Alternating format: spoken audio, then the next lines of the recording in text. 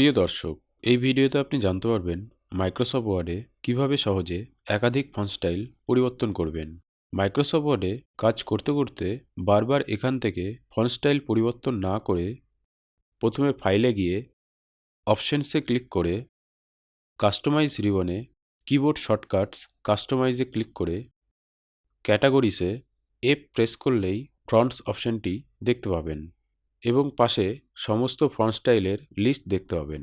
এখান থেকে পছন্দমতো ফন্ট স্টাইলটি বেছে নিয়ে, যেমন আমি এখানে বাংলা ফন্টের জন্য বেছে নিচ্ছি কালপুরুষ।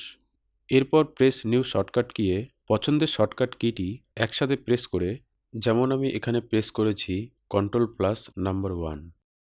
এরপর অ্যাসাইনে ক্লিক করলেই সিলেক্ট করা কালপুরুষ ফন্টের শর্টকাট কিটি তৈরি হয়ে যাবে। একই রকমভাবে ইংলিশ ফন্টের জন্য এবার আমি বেছে নিচ্ছি এরিয়াল ফন্ট এবং নিউ শর্টকাট কিয়ে এবার প্রেস করছি Ctrl+2।